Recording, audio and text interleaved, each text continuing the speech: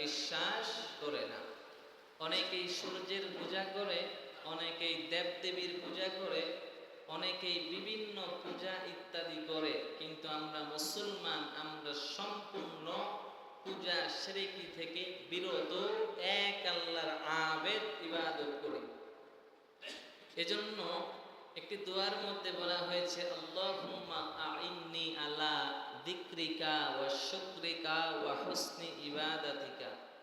হে আল্লাহ, আপনি আমাকে তৌফিক দেন, আমাকে সাহায্য করেন, আলা যিকরিকা, যেন আমি আপনাকে বেশি বেশি স্মরণ করতে পারি। আমরা আল্লাহকে বেশি বেশি স্মরণ করতে চাই কি চাই না? আল্লাহর কাছে দোয়া করতে হবে যে আল্লাহ, আমাকে আপনি তৌফিক দেন, আপনি তৌফিক না দিলে আপনাকে বেশি বেশি স্মরণ করতে পারবো না। ওয়া শুকরিকা, হে মালিক, আপনি আমাকে সাহায্য করেন, তৌফিক দেন, আমি যেন আপনার বেশি বেশি কৃতজ্ঞ আদায় করতে পারি, শুকরিয়া আদায় করতে পারি। আমরা যে কোনো কাজ করি না কেন, আমরা শুকরিয়া আদায় করলে আমাদের নিয়ামতগুলো বৃদ্ধি করে দিবেন কে? আর বললেন ওয়া হুসনি ইবাদাতিকা, হে আল্লাহ, আমাকে উত্তম ইবাদত করার তৌফিক দান করেন, যেন আমি ভালো ইবাদত করতে পারি, উত্তম ইবাদত করতে পারি। আল্লাহ রাব্বুল আলামিন কুরআনুল কারীমের 114 সূরার একটি সূরা, সূরার নাম সূরা ইব্রাহিম। কি নাম? সূরা ইব্রাহিমের 6 এবং 7 নম্বর আয়াতে আল্লাহ তাআলা আমাদেরকে জানিয়ে দিয়েছেন। আল্লাহ তাআলা বলেন, ওয়া ইয ক্বালা মূসা লিকওমিহি, আল্লাহ রাব্বুল আলামিন বলেন, যখন পয়গম্বর মূসা আলাইহিস সালাতু ওয়াস সালাম তার সম্প্রদায়দেরকে বললেন, পয়গম্বর মূসা নবী যখন তার কওমের মানুষদেরকে বললেন, উযকুরু নি'মাতাল্লাহি আলাইকুম, হে আমার কওমের মানুষেরা শুনে নাও, তোমরা ওই আল্লাহর কৃতজ্ঞতা আদায় করো। উযকুরু নি'মাতাল্লাহি আলাইকুম, তোমরা আল্লাহর ওই নিয়ামতকে স্মরণ করো যেই নিয়ামত আল্লাহ পাক তোমাদের উপরে দিয়েছেন। কোন নিয়ামত? রব্বুল আলামিন তাও বলে দিলেন, ইয আনজাকুম মিন আলি ফিরআউন, ও আমার বংশ, ও আমার বনি ইসরাইল, ও আমার কওমের মানুষেরা শুনে নাও, আল্লাহ পাক রব্বুল আলামিন তোমাদেরকে যখন ওই ফিরআউনের দলের মানুষদের বিপদ থেকে, ফিরআউনের দলের মানুষদের বিপদ থেকে যখন তোমাদেরকে আল্লাহ নাজাত দিয়েছেন, মুক্তি দিয়েছেন, ওই নিয়ামতের শুকরিয়া আদায় করো। মূসা নবীর উপরে বনি ইসরাইলের কিছু মানুষ ঈমান আনয়নের কারণে, মূসা নবীর কথা মানার কারণে ফিরআউনের মেজাজ গরম হয়ে গেল। আমার এলাকার মানুষ, আমার সরকার, আমার জনগণ পয়গম্বর মূসার উপরে ঈমান আনবে, আর আমি ফিরআউন মেনে নিতে পারি না। আমি ফিরআউন আগুনের পূজা করি, মূর্তির পূজা করি, ফিরআউন তো মুশরিক, আর পয়গম্বর মূসা নবীর অনুসারী যারা হয়ে যায়, এদেরকে আক্রমণ করার জন্য ফিরআউন এবার তার দলের মানুষদেরকে পাঠিয়ে দিলেন, যাও ওই যে বনি ইসরাইলের মানুষ যাদেরকে আল্লাহ পাক আসমান থেকে মান্না সালওয়া পাঠান, যাদেরকে আসমান থেকে আমার আল্লাহ খাবার পাঠিয়ে দেয়, ওই মানুষদেরকে তোমরা হত্যা করে ফেলো, ওদেরকে জীবিত রাখার কোনো প্রয়োজন নাই। আমার ভাইরা, আমার বাবাজি, এইবার ফিরআউনের দলের মানুষেরা যখন পয়গম্বর মূসা নবী আর তার অনুসারীদেরকে অ্যাটাক করলেন, অ্যাটাক করতে করতে করতে করতে মাঝখানে একটা সামনে একটা সমুদ্র দেখা যায়। ডানে বামে সামনে পিছনে তাকা দেখেন কোনো রাস্তা নাই, কোনো রাস্তা নাই। আরে বাবাজি, সামনে বিশাল সমুদ্র, এমন বিপদ থেকে পেছনে আবার ফিরআউনের দলের মানুষ নবী আল্লাহর কাছে বলেন, আল্লাহ আমাদেরকে হেফাজত করেন, আমাদেরকে ফেরাউনের দলের মানুষদের থেকে আমাদেরকে। পাক মুসা নবীকে জানা দেয়, মুসারি তুমি তোমার লাঠি দ্বারা সমুদ্রের উপরে আঘাত করে দাও।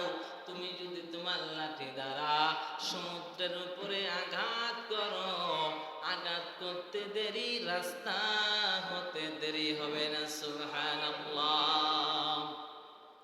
আরে আমার ভাইরা, আমার বাবাজি, আল্লাহ রাব্বুল আলামিন এইবার মুসা নবী যখন লাঠি দিয়ে সমুদ্রের পানির মধ্যে আঘাত করছে, আমার আল্লাহ রাস্তা বানায় দিয়েছেন। আর ওই রাস্তা দিয়ে বনি ইসরাইলের মানুষ পয়গম্বর মুসা আলাইহিস সালাম পার হয়ে গেলেন।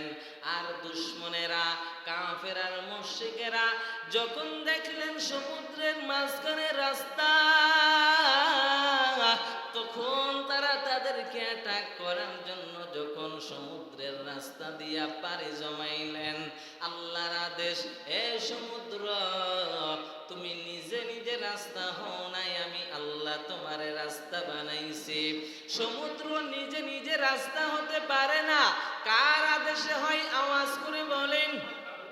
আল্লাহর আদেশে রাস্তা হয়েছে। আল্লাহ বলে, ও সমুদ্র, আমার পয়গম্বর মুসা আর তার অনুসারীরা রাস্তা পার হয়ে যাবে। আর যখন ফেরাউনের দলের মানুষেরা যখন রাস্তায় পা দিবে, তাদেরকে এমন ভাবে চুবাইয়া মারবি যেন ইতিহাস সাক্ষী দেয়, আল্লাহ যারে বাঁচায় কেউ তারে মারতে পারে না।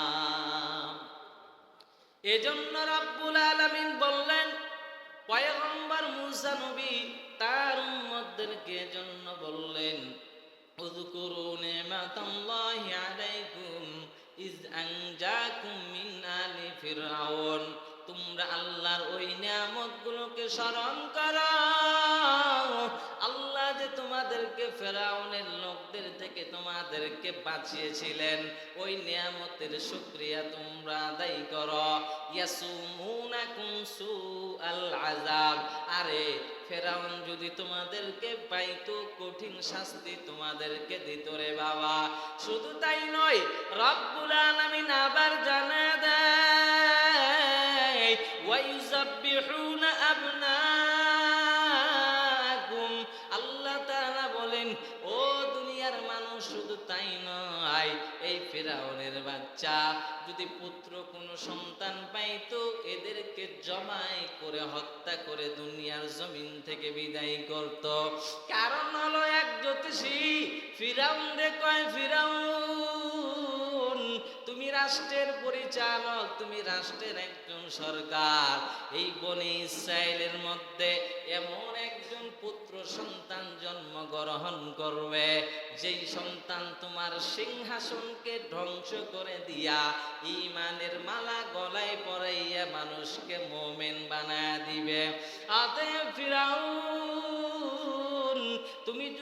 তুমি যদি তোমার সিংহাসন বাঁচাইতে চাও, তুমি যদি সরকার থাকতে চাও, তুমি যদি তোমার ক্ষমতা টিকিয়ে রাখতে চাও, এই জমিনে একজন পুত্র সন্তানকেও জীবিত রাখা যাবে না। ওয়াইযাব্বিহুনা আবনাকুম, প্রত্যেকটা পুত্র সন্তানকে জবাই করে দাও। কিন্তু রব্বুল আলামিনের ইচ্ছা হলো, আল্লাহ যাকে যেই জায়গায় জন্মগ্রহণ করবেন, আল্লাহ যেই জায়গায় কালেমার পতাকা উত্তোলন করবেন, দুনিয়ার কারো ক্ষমতা নাই সেখানে বাধা দেওয়া। মুসা নবী এত একটা কঠিন অবস্থা, যেই ঘরে পুত্র সন্তান জন্ম হয় জবাই করে হত্যা করে দেয়। মুসা নবী যখন জন্মগ্রহণ করলেন, তার আম্মা জান ভয় পেয়ে গেলেন, এখন যদি আমার সন্তান জন্মগ্রহণ করছে জানতে পারে জবাই করে দিবে। এবার পয়গম্বর মুসা নবীর মা একটা ডালার মধ্যে, একটা গামলার মধ্যে, একটা ঝুলার মধ্যে পয়গম্বর মূসা নবীকে দিয়া সমুদ্রের মধ্যে ভাসায়া দিল। সমুদ্রের মধ্যে যখন ভাসায়া দেয়, বলে ওই ছোট্ট সন্তান সাধারণ কোন সন্তান নয়, ওই সন্তান জলিলুল কদর পয়গম্বর মূসা আলাইহিস সালাম। এমন একজন দামি পয়গম্বর, যেই পয়গম্বর আল্লাহ পাক তাকে এত দামি একজন নবী বানাইছেন যে ওই নবী আলাইহিস সালাতু ওয়াস সালাম আল্লাহকে বলে, আল্লাহ তোমাকে আমি দেখতে চাই। আল্লাহ বলে, মূসা লাম তারানি, আমাকে দেখা যায় না, দেখা যায় না। মূসা বলে, আল্লাহ তোমাকে আমি দেখবই দেখব। আল্লাহর তাজাল্লি দেখছে পয়গম্বর মূসা আলাইহিস সালাম। এই পয়গম্বরকে যখন সমুদ্রের মধ্যে ভাসা দিলেন, সমুদ্রের মধ্যে ভাসা দেওয়ার পর আমরা সকলেই জানি ফেরাউনের স্ত্রী একজন খাঁটি মুমিনা ছিলেন, তার নাম ছিল আসিয়া। এই বিবি আসিয়া ছিল বন্দা, তার কোনো সন্তান ছিল না। এবার এই সন্তানটা যখন ভাসা দিয়েছেন, ফেরাউন যেই ঘাটের মধ্যে গোসল করে, ওই ফেরাউন যেই ঘাটের মধ্যে গোসল করে, ওই ঘাটের মধ্যে ওই ঝুলিটা চলিয়া গেল। এবার ফেরাউন যখন তাকাইয়া দেখেন ওই সন্দুকের ভিতরে কি দেখা যায়, ফেরাউনের লোকেরা ওইটা নিয়ে আসার পর দেখলেন একটা ফুটফুটে সন্তান। এবার আরো লম্বা ইতিহাস আছে, এগুলো বলার সময় নাই। এবার আল্লাহ রব্বুল আলামিনের পয়গম্বর মূসা আলাইহিস সালাম বললেন, ও দুনিয়ার মানুষ, শুধু তাই নয়, ওয়াইউযাব্বিহুনা আবনাকুম, পুত্র সন্তানদেরকে জবাই করে দেয়, ওয়াইয়াস্তাহইউনা নিসাকুম, আর যারা নারী আছে তাদেরকে তারা গোলাম বাদী বানায় দেয়। ওয়াফি যালিকুম বালাউম মির রাব্বিকুম আযীম, আর এটাই হচ্ছে তোমাদের রবের পক্ষ থেকে তোমাদের জন্য পরীক্ষা। আল্লাহ আরো জানায় দেয়, ওয়া ইস্তাআযানা রাব্বুকুম লা ইন শাকারতুম লা আযীদান্নাকুম ওয়া লা ইন কাফারতুম ইন্না আযাবি লাশাদীদ। আল্লাহ জানায় দেয়, এ মুমিনের দল, ও আমার কলিজার যুবক, একটু মন দিয়ে বয়ানটা শুনবেন রে বাবা। আল্লাহ যখন আদেশ করলেন, লা ইন শাকারতুম লা আযীদান্নাকুম, তোমরা আমার নিয়ামত পাইয়া যদি নিয়ামতের শুকর আদায় করো, আমি আল্লাহ রাব্বুল আলামিন তোমাদের নিয়ামত বানায় দিব রে বাবা। এরে বান্দা, এই বছর বিঘায় গেছে 20 মণ ধান, আগামী বছর 19 মণ। বলে বান্দা, ধৈর্য হয়েও না, তাও শুকরিয়া আদায় করো। যদি শুকরিয়া আদায় করো, আমার আল্লাহ তোমার নিয়ামতগুলো আরো বাড়ায় দিবেন রে বাবা। আর যদি শুকরিয়া আদায় না করো, গত বছর পাইলাম 25 মণ, এই বছর 20 মণ ধানই হয় নাই, যদি এমন নাফরমানি করো, আমার আল্লাহ আগামী বছর 15 মণ করে দিবে, তুমি কিছুই করতে পারবা না। এজন্য আল্লাহ বললেন, লা ইন শাকারতুম লা আযীদান্নাকুম, ও বান্দা নিয়ামত পাইয়া শুকরিয়া আদায় করো, আমি আল্লাহ রব্বুল আলামিন তোমার নিয়ামত বৃদ্ধি করে দিব। আর নিয়ামত পাইয়া যদি শুকরিয়া আদায় না করো, আমি আল্লাহ তোমাকে কঠিন বিপদের মধ্যে, আযাবের মধ্যে ফেলে দিব রে বাবা। এরে নবীর উম্মত, একটু গভীর মনোযোগ দিয়া শুনবিন।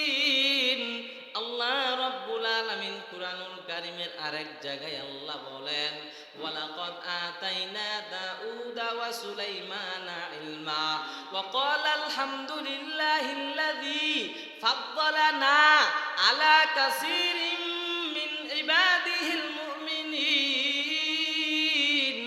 আল্লাহ কুরআনুল কারীমের আরেক জায়গায় দুনিয়ার মানুষকে জানা দেয়, হে মানুষ, আমি দাউদ আর সুলাইমান আলাইহিস সালামকে আমি জ্ঞান দান করেছিলাম, আমি তাদেরকে ইলম দান করেছিলাম।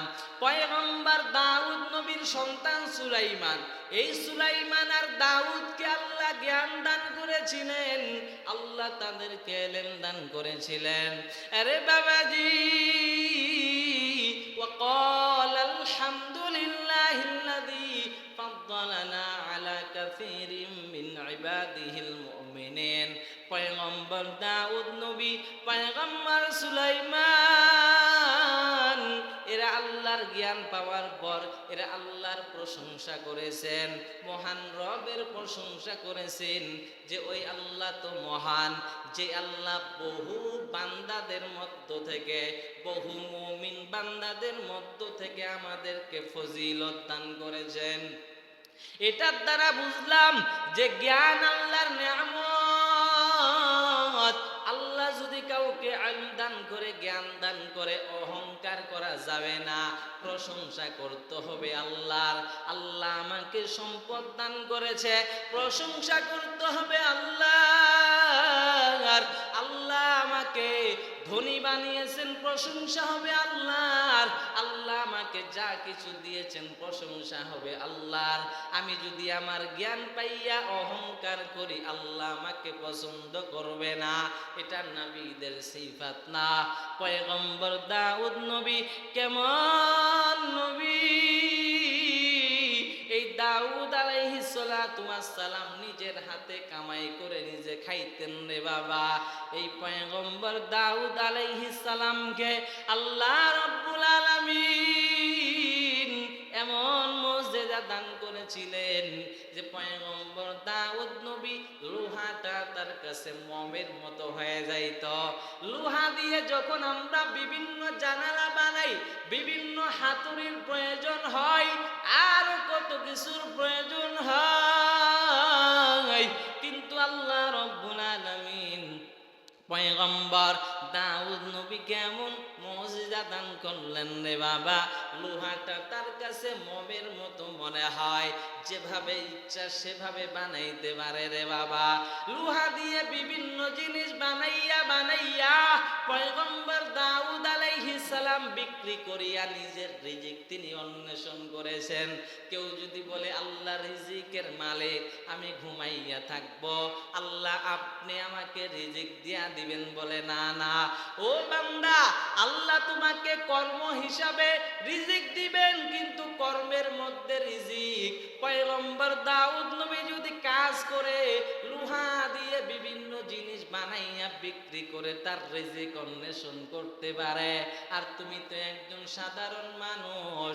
পয়গম্বররা যদি নিজ হাতে কামাই করে রিজিক অন্বেষণ করতে পারে, আর তুমি বসে বসে রিজিক তালাশ করো, তোমার মতো আহমক আর বকা এই সমাজে কেউ নাই। অনেকেই বলে যে হুজুর রিজিকের মালিক তো আল্লাহ, তো এত টেনশন কি, বসে থাকবো বাড়িতে, আপনার রিজিক আসবে আসবে নাকি কর্ম করতে হবে? বলেন, আমাদের সবাইকে কর্ম করতে হবে, তারপরে আমাদের মাঝে রিজিক আসবে। পয়গম্বর দাউদ নবী শুধু তাই নয়, এই পয়গম্বর দাউদ নবী যখন আল্লাহর প্রশংসা করতেন, তাসবিহ তাহলিল করতেন, পয়গম্বর দাউদ নবীর সাথে সাথে পাহাড় পর্বত পাখিরা পর্যন্ত তাসবিহ পাঠ করতেন। এই পয়গম্বর দাউদ আলাইহিস সালামের নাম হলো সুলাইমান আলাইহিস সালাম। এই সুলাইমান নবী কেমন, আল্লাহ পাক তাকে এমন রাজত্ব দান করেছিলেন, বাদশাহী দান করেছিলেন, যে পয়গম্বর সুলাইমান আলাইহিস সালাতু ওয়াস সালাম পিঁপড়ার ভাষা বুঝতেন, পাখির ভাষা বুঝতেন। জিনরা পয়গম্বর সুলাইমান নবীর কথা শুনতেন রে বাবা। শুধু তাই নয়, পয়গম্বর সুলাইমান এমন একজন নবী যে বাতাস পর্যন্ত তার অনুমতি ছাড়া বাতাস দিতে পারে না, অক্সিজেন দিতে পারে না। পয়গম্বর সুলাইমান নবী পাখিদের ভাষা বুঝতেন, মাঝে মধ্যে তিনি পাখিদের পরিদর্শন করতেন। একটা পিঁপড়া যখন পয়গম্বর সুলাইমান আলাইহিস সালাতু ওয়াস সালাম তার বাহিনী নিয়ে কোনো একটা অভিযানে যখন রওনা দেয়, এমন সময় একটা পিঁপড়া পিঁপড়ার সর্দার তার পিঁপড়াগুলোকে বলে তোমরা নিজেদের গর্তের ভিতরে ঢুকে যাও। পয়গম্বর সুলাইমান তার বাহিনী নিয়ে আসতেছে, না জানে পয়গম্বর সুলাইমানের অজান্তে তাদের পায়ের নিচে পড়ে আমরা ধ্বংস হয়ে যাব। অতএব তোমরা নিজেদের গর্তে ঢুকিয়া যাও। পয়গম্বর সুলাইমান আলাইহিস সালাম যখন পিঁপড়ার কথাটা তার কানে গেল, শুনতে পাইলেন। কারণ পিঁপড়া যে নড়াচড়া করে আমরা মনে করি পিঁপড়া কিছুই বলতে পারে না। আরে যারা পিঁপড়ার ভাষা বুঝে পয়গম্বর সুলাইমান নবী বুঝতে পেরেছেন। এজন্য পয়গম্বর সুলাইমান নবী কিছুক্ষণ হাসলেন আর আল্লাহর শুকরিয়া আদায় করলেন। ও মালিক, এমন জ্ঞান আপনি আমাকে দান করেছেন যে পিঁপড়ার ভাষা পর্যন্ত আমি বুঝতে পারি। একদিন পয়গম্বর সুলাইমান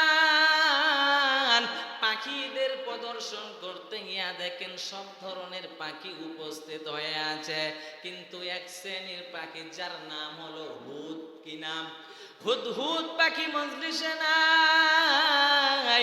পয়গম্বর সুলাইমান বললেন আমি পাখিদেরকে ডাকলাম, হুদহুদ পাখি কেন আসলো না? কারেন্ট গেছে।